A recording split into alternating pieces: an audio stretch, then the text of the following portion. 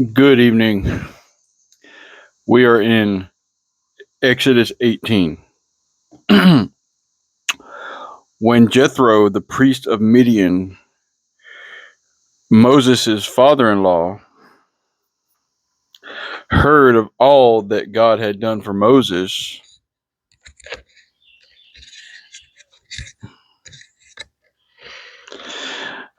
and for Israel, his people, and that the Lord had brought Israel out of Egypt. Verse 2. Then Jethro, Moses' father-in-law, took Zipporah, Moses' wife, after he had sent her back.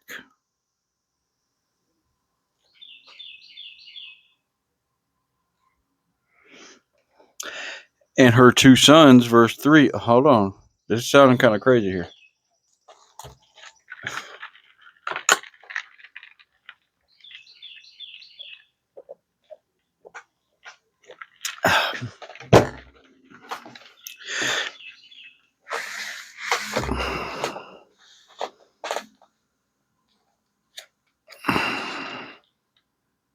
Hold on. Verse 2. Let's read that again. Then Jethro, Moses' father-in-law, took Zipporah, Moses' wife, after he had sent her back.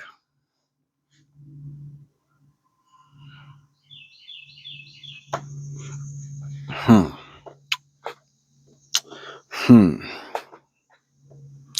Okay. Verse 3.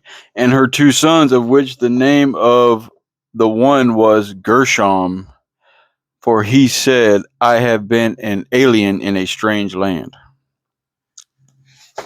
Okay. Verse 4. And the name of the other was Eleazar, for the God of my father, said he, was mine help,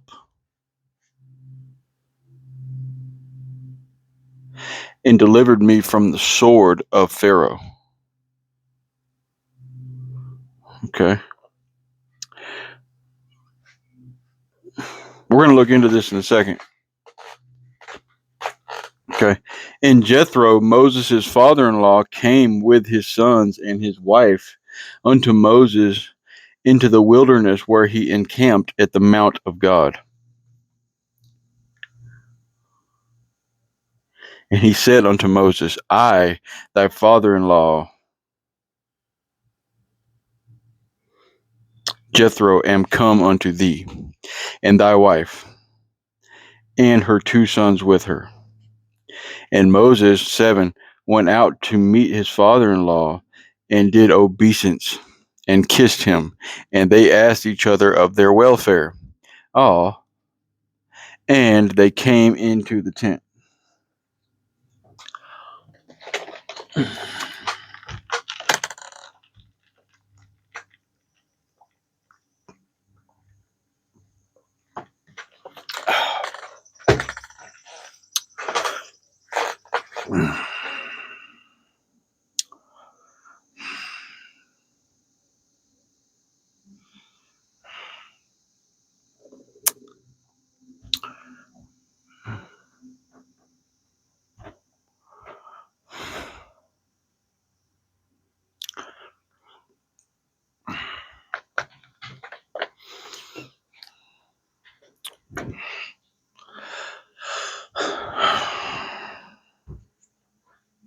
And Moses told his father-in-law all that the Lord had done unto Pharaoh and to the Egyptians for Israel's sake, and to the Egyptians for Israel's sake, and all the travail that had come upon them by the way, and how the Lord delivered them.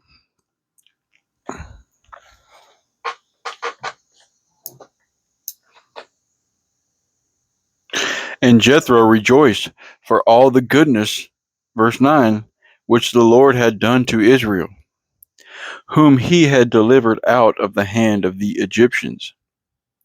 Verse 10, and Jethro said, Blessed be the Lord, who hath delivered you out of the hand of the Egyptians, and out of the hand of Pharaoh, who hath delivered the people from under the hand of the Egyptians. Now I know that the Lord is greater than all gods. Verse 11, preach. For in the thing wherein they dealt proudly, he was above them. Mm-hmm. That's right. That's right. That's right. Okay. Verse 12. And Jethro, Moses' father-in-law, took a burnt offering and sacrifices for God, and Aaron came, and all the elders of Israel, to eat bread with Moses' father-in-law, before God.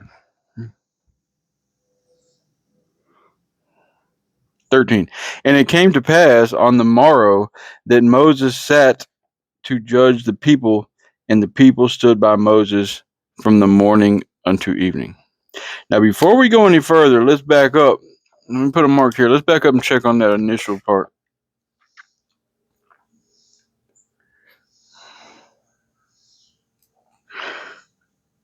Okay.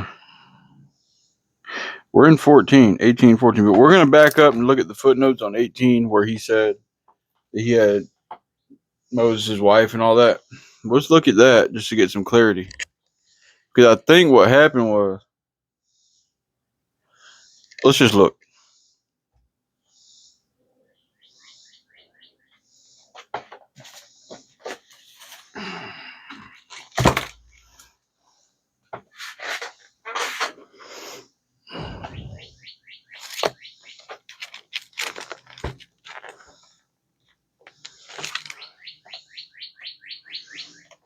And just a quick recap of where we're at is that, we've left Exodus.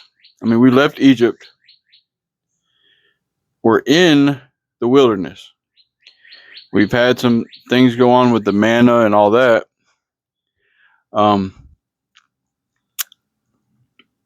We just got into a battle with the Amalek. Okay, and we won. Okay, because Moses was up there pulling the strings on the mountain or on the top, on the plateau, and they were helping him, holding his hand up.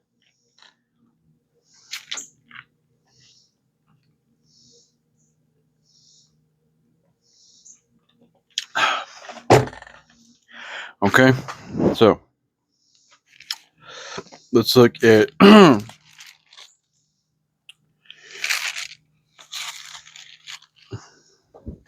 the devil's working hard. He didn't want me to do this video today. He said, bro, you don't have to do this every day. Really? No, you don't. You don't. All I have to do is sit here and read. It's not that big of a deal. Okay? So, I'm not going to let the devil win and tell me not to post a video or make a video. Oh, it's okay. Take a day off. You're just reading. What's the big deal? Okay. So, we made it. It doesn't have to be power packed. It just is what it is. All right. Exodus 18.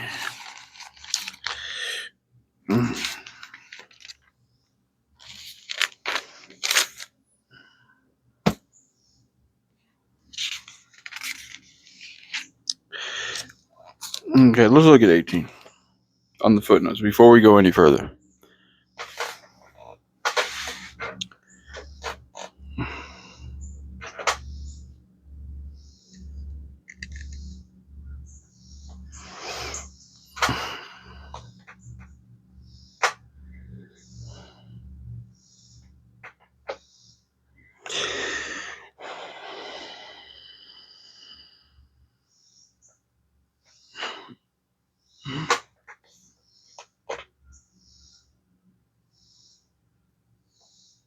Well, just so y'all know, the title of the chapter is Jethro's Advice.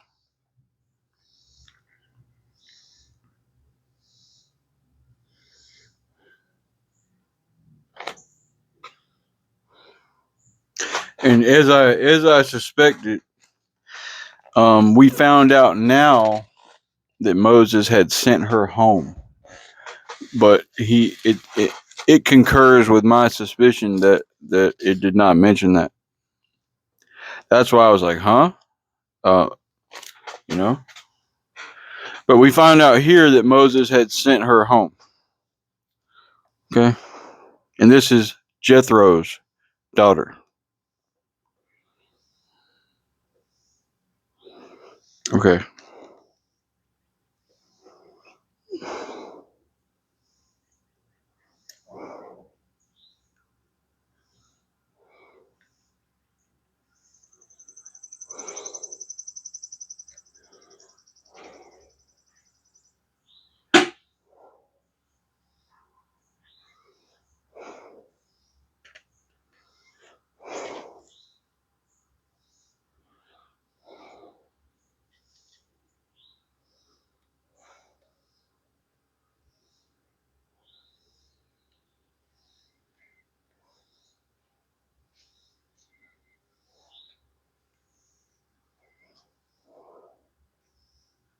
Okay, so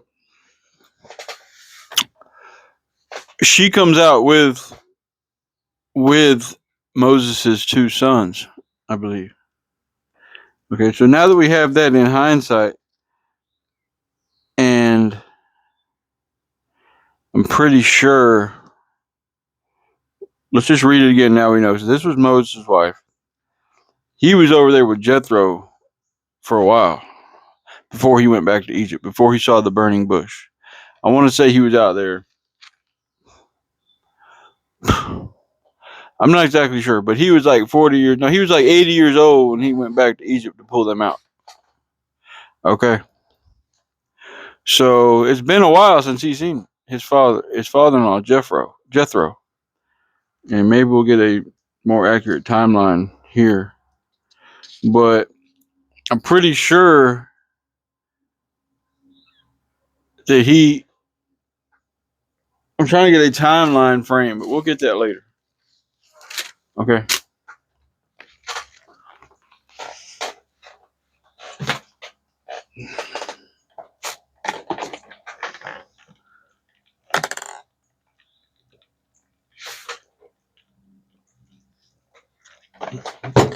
Okay.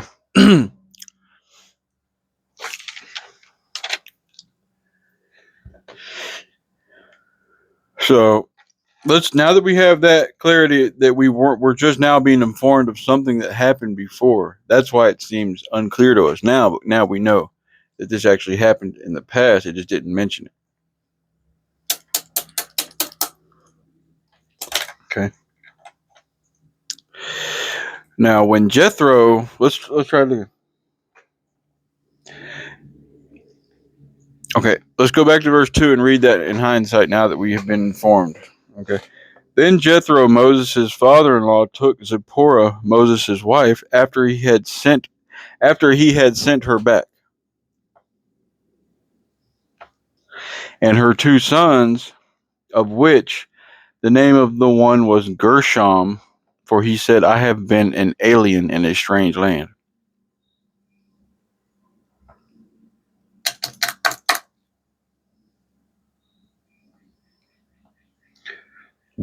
And the name of the other was Eleazar, for the God of my father, said he, was mine help, and delivered me from the sword of Pharaoh.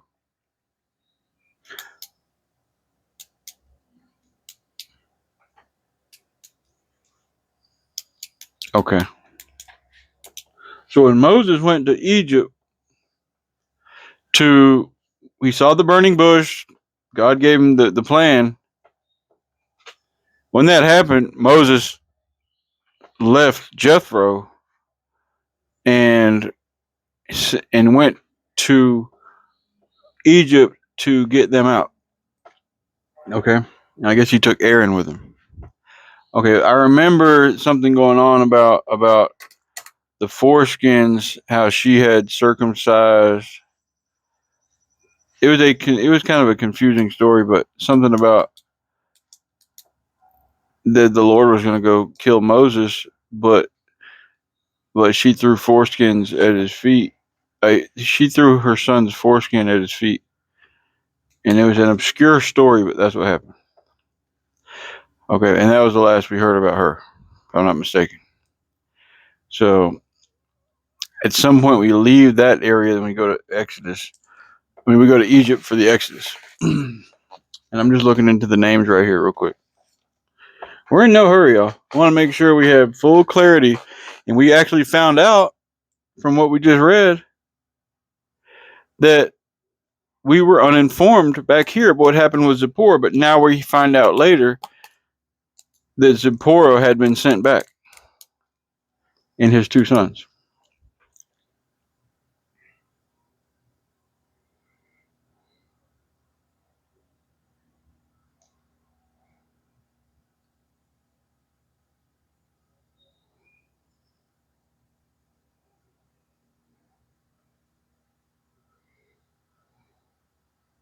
Okay, now Gershom, one of his sons, means sojourner. Okay. And Eleazar means my God is help. Okay. So we just want to get some clarity on that, and we can spend more time on that, but I'm trying to get a time frame of, we'll come to it. Okay.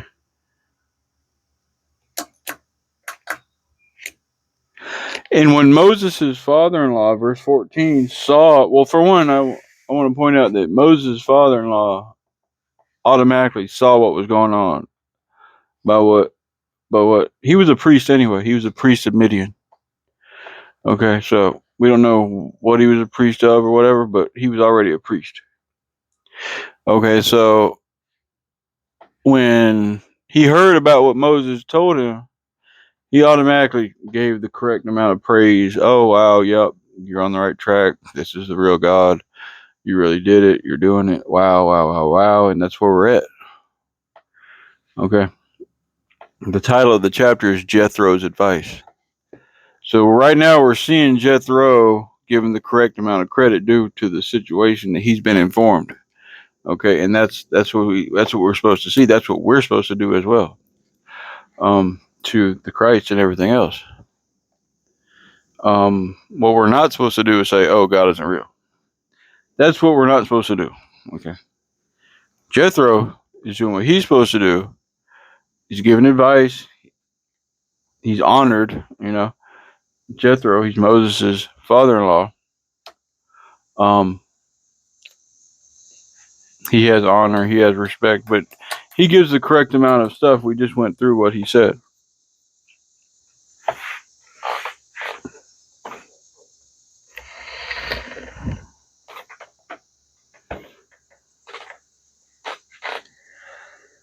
And Moses' father-in-law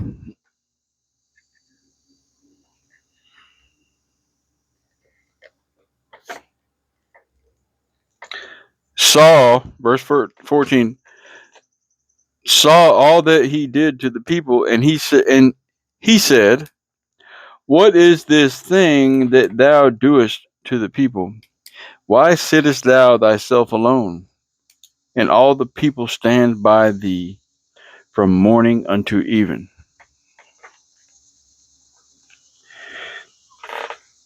Moses 15, and Moses said unto his father-in-law, because the people come unto me to inquire of God. Preach. Okay. 16, when they have a matter, they come unto me, and I judge between one and another.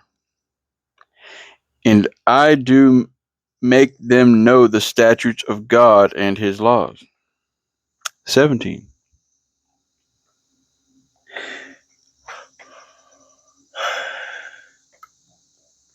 And Moses' father-in-law said unto him, the thing that thou doest is not good. 18. Thou wilt surely wear away both thou and this people that is with thee. For this thing is too heavy for thee. Thou art not able to perform it thyself alone. 19. Hearken now unto my voice. I will give thee counsel, and God shall be with thee. Be thou for the people to Godward, that thou mayest bring the causes unto God. Let's try that again.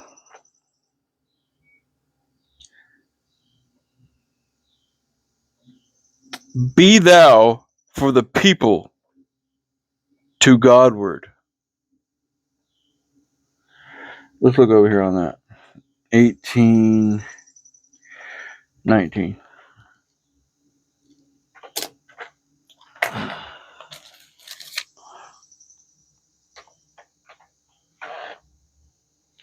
Now obey my voice. I will give you advice, and God be with you. Exclamation. You shall represent the people before God and bring their cases to God. And you shall warn them about the statutes and the laws, and make them know the way in which they must walk and what they must do.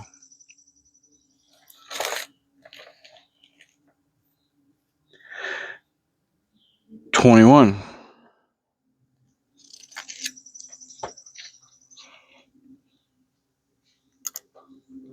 Moreover, thou shalt provide out of all the people of able men, such as fear God, men of truth, hating covetousness, and place such over them to be rulers of thousands, and rulers of hundreds, and rulers of fifties, rulers of ten, and rulers of tens, and let them judge the people. So here, what we got coming in, guys. This is where government comes in.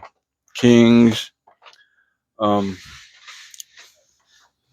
Every foundation that we have as modern society comes from this. And it's also New Testament preaching that says we're supposed to respect the authorities, even if they're, because whoever's in power has been allowed to come into power. Probably even Satan himself. Okay. Anybody in power is in power for a reason, especially if they're like, government. So you say you're supposed to respect that. I mean, to a certain extent, I'm sure, but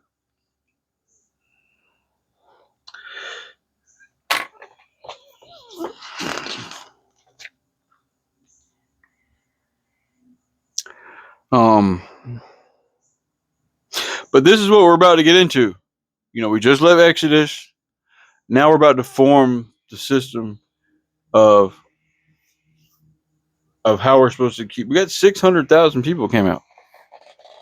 Over 500,000 people came out of Egypt. Okay, so this is where we start getting orderly, because Moses was doing it by himself. Okay, now Jethro is giving advice, and that's where we're at. But this is where we start to see we're going towards kings and stuff like that. Okay, government, judges, courts, that kind of thing.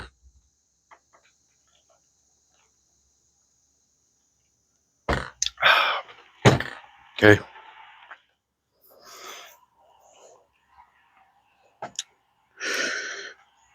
Okay.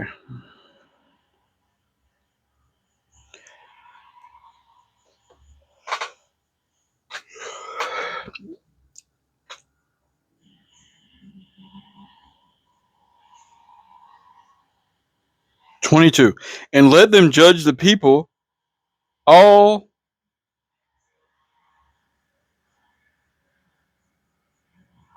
and let them judge the people 22 at all seasons, and it shall be that every great matter they shall bring unto thee, but every small matter they shall judge. So shall it be easier for thyself, and they shall bear the burden with thee." Okay? A little bit of practicality and common sense to make things work. Moses can't decide everything. So they're going to come up with the government here. If thou shalt do this thing, and God command thee so, 23, then thou shalt be able to endure. And all this people shall also go to their place in peace. 24. So Moses hearkened to the voice of his father-in-law,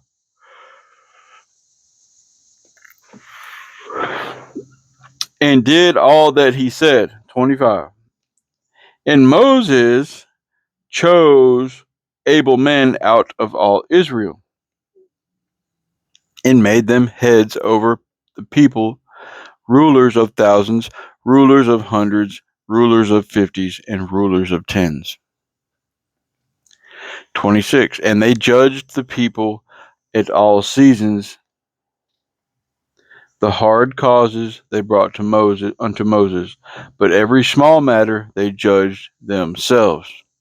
27. And Moses let his father-in-law depart, and he went his way unto his own land. And that's it for 18. Okay. Any other time I would just break into 19, but it's dark. Okay. I can barely read the paper. But I want to point out the main characteristic that he said, and we'll go over some footnotes. The main characteristic he said about picking the people is those that aren't covetousness. That aren't. Let's see.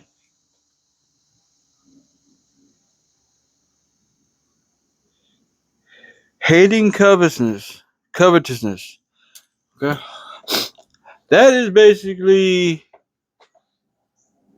greedy, materialistic, addicted.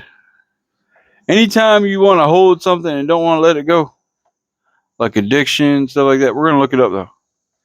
That is covetousness. That is a materialistic, greedy, vicious thing. Okay, that is why stuff is outlawed, like drugs. Certain drugs are outlawed because it makes people vicious. It makes people. It destroys people. But it's the act. But that's the main reason he said he wanted to pick people, and I want to point that out. Covetousness. Here's what I found. Greedy, eager, excessive desire, especially for wealth or possession, a strong wish to have something. Okay, that's basically what I just said, addiction and stuff like that. So that's the main character he picks when Jethro gives his advice. That's the main thing. That's really the only thing he said. Men that fear God, men of truth, hating covetousness. Okay.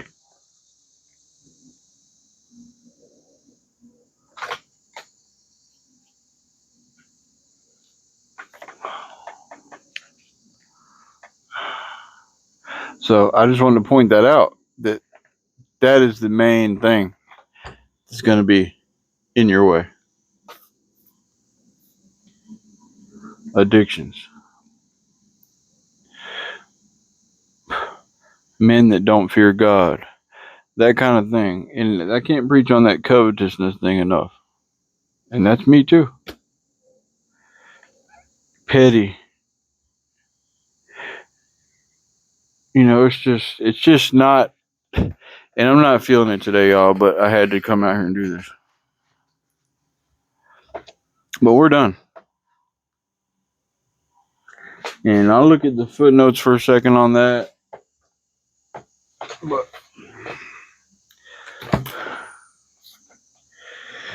no, I won't. It's too dark.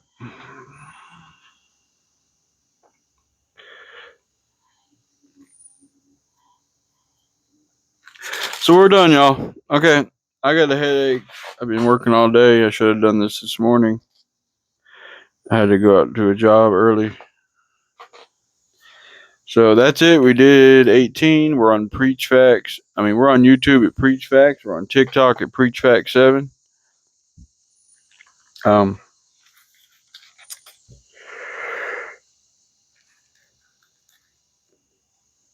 So I just want to throw one thing out there. If you're in addiction, and that's me too. I'm not actively using drugs. I have in the past. Now I'm not using them because of the recovery that I'm in. But if you're in drugs, covetousness, substance, anything like that, you are in red flag area. Okay, and that's me too. Don't ask me. That's just what it says right here, because that's exactly what drug addiction is. It's a fear that you're going to lose that, and that's all I felt when I was on drugs. Just let me have my drug, and I feared being away from them. I just want to point that out. That was the main trait that he pointed out. That's a red flag. That's a no go right there. You can't do that. Hey, don't shoot the messenger, okay? So we're done.